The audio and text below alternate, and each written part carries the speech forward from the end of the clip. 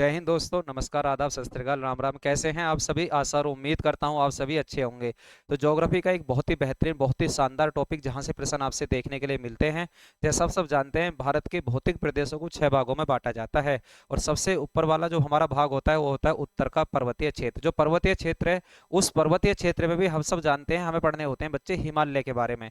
हिमालय में भी हमने आपको ट्रांस हिमालय पीछे करा दिया है। आज की जो हमारी क्लास होगी वो होगी वृहद हिमालय की। बिल्कुल 10 मिनट में आपको सारा टॉपिक समझ में आ जाएगा कि वृहद हिमालय की कैसी कैसी पर्वत श्रेणियां हैं, कौन सी ऊंची है, कौन सी कैसे किस प्रकार से प्रश्न पूछे जाते हैं। तो स्टार्ट करते हैं वृहद हिमालय के बारे में। आप सब जानते हैं, अगर हम बात करते हैं बच्चे वृहद हिमालय के, तो जैसा अपना ये प्यारा भारत आपको दिख रहा होगा, इस प्यारे भारत से यहाँ से पड़ता है बच्चे नंगा पर्वत। नंगा पर्वत से स्टार्ट होता है और नामचा बारवार तक लगातार आपको एक फैला हुआ पर्वत दिखेगा, जिसको आप सब जानते हैं वृहद हिमालय के नाम से जाना जाता है। विश्व का सबसे ऊंची पर्वत श्रेणी है, यानी सबसे ऊंचे ऊंचे पर्वत आपको यहीं देखने के लिए मिलते हैं। इसलिए विश्व की क्या बन जाती है? सबसे ऊंची पर्वत श्रेणी। मैं सबसे लंबी नहीं कह रहा, मैं सबसे ऊंची पर्वत श्रेणी कह रहा हूं कि आपको यही देखने के लिए मिलेगी, जिसे हम सब जानते हैं हिमालय के नाम से। और हिमालय के अंदर भी कौन सा? वृहद हिमालय। हिमालय के अंदर भी कौन सी है बच्चे? वृहद हिमालय। देखो जरा, वृहद हिमालय। वृहद हिमालय को हम ग्रेटर हिमालय के नाम से जानते हैं। क्या इसके अन्य और भी नाम है? बिल्कुल और भी नाम है। इसे हिमाद्री के नाम से, सर्वोच्च हिमालय के नाम से, आंतरिक मतलब अंदर वाला है, आंतरिक हिमालय के नाम से भी जाना जाता है।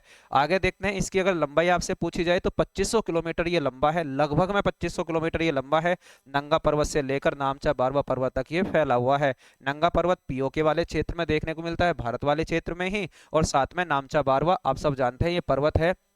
ये पर्वत है कहाँ? आपको कहना है ये है बच्चे अरुणाचल प्रदेश में। यानी नामचा बारवा कहाँ है? अगर हम यहाँ एक पर्वत बना लें तो ये नामचा बारवा कहाँ है? आपको कहना है अरुणाचल प्रदेश वाले क्षेत्र में। और आप बताओगे ये नंगा पर्वत कहाँ है? ये जो नंगा पर्वत है बच्चे, ये नंगा पर्वत आपको पीओके वाले क्षेत्र में देखने के लिए मिलता है ना। पाक अधिकृत कश्मीर है तो अपने भारत का ही, बस आपको ये याद रखना है, भारत वाले क्षेत्र में देखने के लिए मिलता है। मतलब यहाँ से यहाँ तक लगातार निरंतर देखने के लिए मिलता है। उसके बाद ये नीचे की तरफ टर्न ले लेता है, वहां से भी नीचे की तरफ ऐसे टर्न ले लेता है।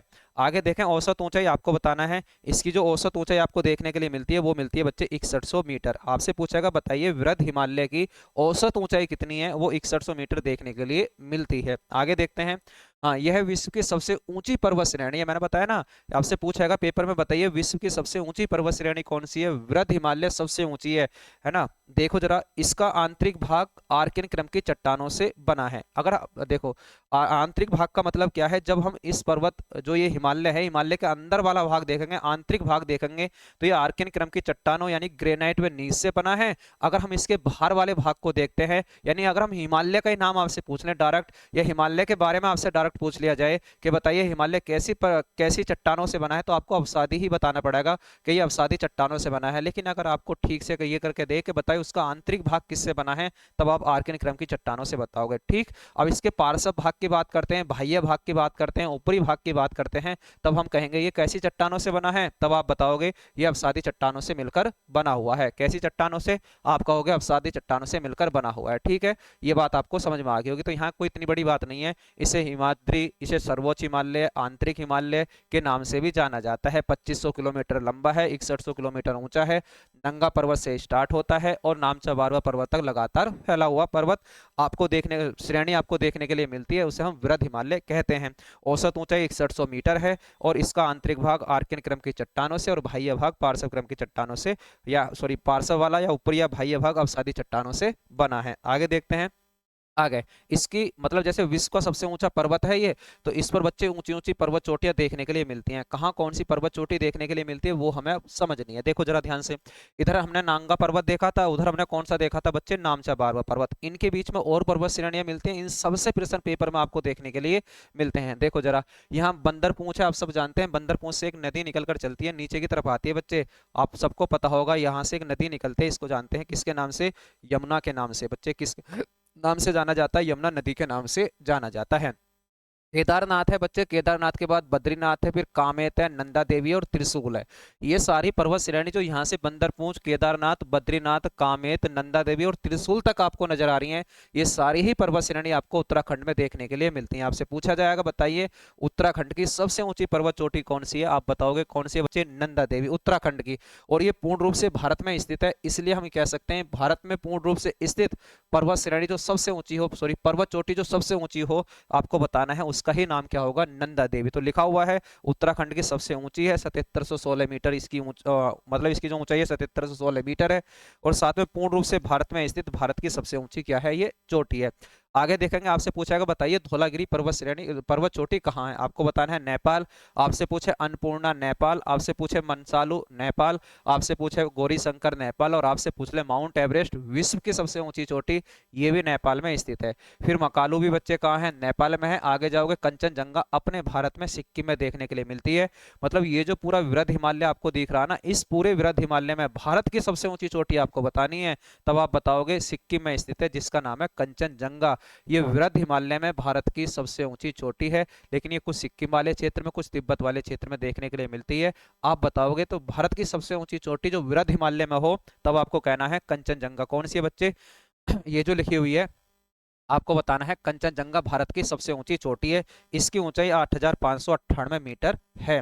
भारत की सबसे ऊंची चोटी वो केटू है। वो कहाँ देखने के लिए मिलती है, आप बताओगे। केटू जो पर्वत चोटी है वो आपको पीओके वाले क्षेत्र में देखने के लिए मिलती है, वो ट्रांस हिमालय का भाग है। काराकोरम पर्वत श्रेणी में आपको देखने के लिए मिलती है। लेकिन ये पर्वत श्रेणी कौन सी है, ये जो पर्वत श्रेणी है वृहद हिमालय वाला भाग है। कौन सा, वृहद हिमालय। इस वृहद हिमालय में, इस वृहद हिमालय की पर्वत श्रेणी में आपको भारत की सबसे ऊंची चोटी बतानी है, तब आप बताओगे कंचनजंगा। कौन सी, कंचनजंगा। और लास्ट में देखते हैं बच्चे नामचा बारवा, ये मैंने कैसे लिख रखी है, वेस्ट से ईस्ट लिखी हुई है। आप ये बता सकते हो इधर से ईस्ट से वेस्ट लिखी हुई है। ये सारी नेपाल पूछ लेता बच्चे, बताइए कि इनमें से कौन सी पर्वत चोटी नेपाल में स्थित है, तो ये सारी नेपाल की लिख रही है। कंचनजंगा सिक्किम है, अरुणाचल प्रदेश में है नामचा बारवा, ठीक। और ये सारी कहाँ की लिखी हुई है, उत्तराखंड की। और पीओके में देखने को मिलता है आपको नंगा पर्वत। आगे देखते हैं बच्चे, आगे देखो जरा ध्यान से। सबसे पहले बात करेंगे किसकी, माउंट एवरेस्ट की। विश्व की सबसे ऊंची पर्वत चोटी है बच्चे, 8848 मीटर इसकी क्या है, ऊंचाई है। इसे तिब्बत भाषा में चोमा लुंगमा कहते हैं, नेपाल भाषा में इसे सागर माथा कहा जाता है बच्चे, क्या, सागर माथा कहा जाता है। इसकी ऊंचाई धीरे धीरे आज भी लगातार बढ़ रही है। फिर आगे देखेंगे, अब ये तो सबसे ऊंची होगी, और दूसरी ऊंची चोटी जो है ना विश्व की, वो अपनी केटू वाली है बच्चे। कौन सी, केटू वाली। आपसे पूछा जाए ना विश्व की दूसरी ऊंची चोटी बताओ, आपको बताना है केटू। लेकिन भारत की सबसे ऊंची चोटी बताओ, तब भी केटू। विश्व की सबसे ऊंची चोटी आपको बताना है माउंट एवरेस्ट। विश्व की सबसे ऊंची तीसरी चोटी, तब आपको बताना है कंचनजंगा। और भारत की दूसरी ऊंची चोटी, तब आप बताओगे कंचनजंगा, ठीक। देखो जरा, कंचनजंगा 8598 मीटर सिक्किम में स्थित है, निर्विवादित, मतलब इस पर कोई विवाद नहीं है। केटू पर आप सब जानते हैं विवाद है। ट्रांस हिमालय में देखने को मिलती है, कौन सी बच्चे, गॉडविन ऑस्टिन या पीओके वाले विवादित वाले क्षेत्र में ये मिलती है। कौन सी है ना, दूसरी ऊंची चोटी केटू। लेकिन हम बात कर रहे हैं कंचनजंगा की। कंचनजंगा 8598 मीटर ऊंची सिक्किम में है, निर्विवादित चोटी है। आगे देखेंगे, ग्रेट हिमालय की दूसरी ऊंची चोटी और विश्व की तीसरी ऊंची चोटी, ये तो आप आसानी से बता सकते हो, ठीक है। वृहद हिमालय में भारत की सबसे ऊंची चोटी है, बार बार मैं आपसे चर्चा कर रहा हूँ, कौन सी है, कंचनजंगा। कौन सी बच्चे, कंचनजंगा। अब देखो जरा, अब ये जो हमारा वृहद हिमालय है, इस पर कुछ है ना हिमनद या ग्लेशियर देखने के लिए मिलते हैं, यानी बर्फ का जमाव देखने के लिए मिलता है। हिमालय के ऊपर जो बर्फ का जमाव है, जो ग्लेशियर है, उनको किस किस नाम से जानते हैं, या कौन कौन से ग्लेशियर प्रमुख है, वो हमें देखने हैं। एक हम देखेंगे सबसे पहले यमुनोत्री ग्लेशियर, फिर देखेंगे गंगोत्री ग्लेशियर, फिर देखेंगे चोराबारी ग्लेशियर, फिर देखेंगे बच्चे बद्रीनाथ ग्लेशियर, फिर सतीपत ग्लेशियर ना, सतीपत ग्लेशियर, फिर गोसाई धाम, फिर जैमू। इन सबसे नदियां भी निकलती हैं, बिल्कुल। आप देखोगे यमुनोत्री ग्लेशियर से निकलती है यमुना, गंगोत्री ग्लेशियर से निकलती है भागीरथी, चोराबारी ग्लेशियर से निकलती है मंदाकिनी, बद्रीनाथ ग्लेशियर से निकलती है विष्णु गंगा, सतीपत या यूके में जो पड़ता है बच्चे, यहाँ से निकलती है अलकनंदा। सतीपत से सतीपत है ना ग्लेशियर से, सतोपत होता बच्चे, सतीपत नहीं है, सतोपत। सतोपत ग्लेशियर से अलकनंदा, गोसाई धाम से कोसी, और जैमू से निकलती है बच्चे तिस्ता। पूछा जाते हैं कि बताइए जैमू ग्लेशियर कहाँ है, वृहद हिमालय में। गोसाई धाम वृहद हिमालय में। सतोपत आप बताओगे अलकनंदा है ना, कहाँ, सतोपत कहाँ है बच्चे, जिससे अलकनंदा निकलती है, आपको बताना है वृहद हिमालय में।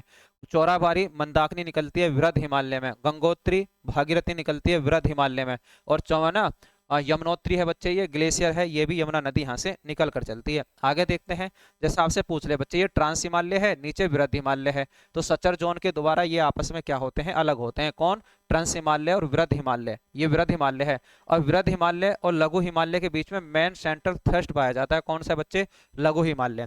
अगर हम इसके बीच में भी बात कर लें, इसके बीच में बच्चे यहाँ जो हिमालय आपको मिलेगा, इसके बीच में भी अगर हम बात कर लें ना, यहाँ भी अगर आपसे पूछ ले, है ना, यहाँ भी बीच में हम ये कह सकते हैं कुछ ना कुछ ऐसा पार्ट होगा जिसके द्वारा ये आपस में क्या हो जाएंगे, अलग। जब मैंने आपको आगे हिमालय पढ़ाया था बच्चे, उस हिमालय में आपको कराया है सब कुछ, तो सचर जोन आपसे पूछेगा, सचर जोन, तब आप बता सकते हो मेन सेंट्रल थ्रस्ट बता सकते हो, उसे बोलते हैं बच्चे बाउंड्री फॉल्ट के नाम से, है ना, उसे क्या बोलते हैं, बाउंड्री फॉल्ट के नाम से बोलते हैं, बाउंड्री फॉल्ट के नाम से बोलते हैं, है ना, क्या बोलते हैं इसे, बाउंड्री फॉल्ट। बाउंड्री फॉल्ट किसको किससे अलग करता है, तब आप बताओगे, तब आप मेन बाउंड्री फॉल्ट बोलते हैं ना, या बाउंड्री फॉल्ट बोल देते हैं।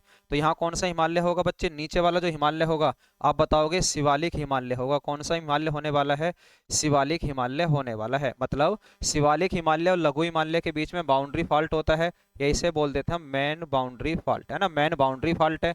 मेन सेंट्रल थ्रस्ट किसके बीच में है, आप बताओगे, ये लघु हिमालय है और वृहद हिमालय है, इसके बीच में मेन सेंट्रल थ्रस्ट है। ऊपर ट्रांस हिमालय है, नीचे वृहद हिमालय, इसके बीच में सचर जोन है। यानी सचर जोन अलग करता है ट्रांस हिमालय को किससे, आपको बताना है वृहद हिमालय से, ठीक। मैन सेंट्रल थ्रस्ट अलग करता है वृहद हिमालय को किससे, लघु हिमालय से। और मैन बाउंड्री फॉल्ट अलग करता है किसको, आप बताओगे, लघु हिमालय को शिवालिक हिमालय से। किसको, शिवालिक हिमालय को, ठीक है। इतनी बात आपके समझ में आ गई होगी। देखो जरा, लघु या मध्य हिमालय हम आगे पढ़ने वाले हैं। लघु हिमालय या मध्य हिमालय की औसत जो ऊंचाई है वो 3700 मीटर से लेकर लगभग 4500 मीटर के बीच में है। चौड़ाई आप बताओगे 80 किलोमीटर से लेकर लगभग 100 किलोमीटर के आसपास है। जम्मू कश्मीर से लेकर ये दार्जिलिंग तक फैला हुआ है, बिल्कुल ये इस प्रकार। इसकी अलग अलग आप सब जानते हैं पर्वत श्रेणियां देखने के लिए मिलती हैं, है ना। इसकी अलग अलग पर्वत श्रेणियां देखो, जैसे ये वाला बना हुआ ना वृहद हिमालय है, ये क्या है, वृहद हिमालय है। वृहद हिमालय के नीचे ये वाला हिमालय, ये लघु हिमालय है बच्चे, लघु हिमालय। इसकी 4 पर्वत श्रेणियां, एक तो ये पीर पंजाल पर्वत श्रेणी, ये धौलाधार पर्वत श्रेणी है, ये नाग टिब्बा है, और ये बताओगे आप कौन सी है, महाभारत पर्वत श्रेणी। नाग टिब्बा है यूके में, महाभारत है नेपाल में, और पीर पंजाल पर्वत श्रेणी कहाँ है, जम्मू कश्मीर में। और ये धौलाधार पर्वत श्रेणी कहाँ है, आप बताओगे, एचपी यानी कि शिमला वाले क्षेत्र में, ठीक है। हाँ, लघु हिमालय कटा हुआ हिमालय है, नदियों ने इसे क्या कर दिया है बच्चे, काट दिया। देखो जैसे झेलम नदी ऊपर से आती है और एक यहाँ बच्चे घाटी बनाती है, इसे कहते हैं कश्मीर घाटी। ये पूछता है बार बार कि बताओ कश्मीर घाटी और व्यास नदी, जो व्यास नदी बह रही है और इधर कौन सी है, झेलम, इसके बीच की जो पर्वत श्रेणी है इसको हम कहते हैं बच्चे पीर पंजाल। इसको क्या कहते हैं, पीर पंजाल। अब ये जो घाटी बना रखी है कौन सी नदी ने, व्यास नदी ने, इसे कहते हैं कुल्लू कांगड़ी घाटी, है ना।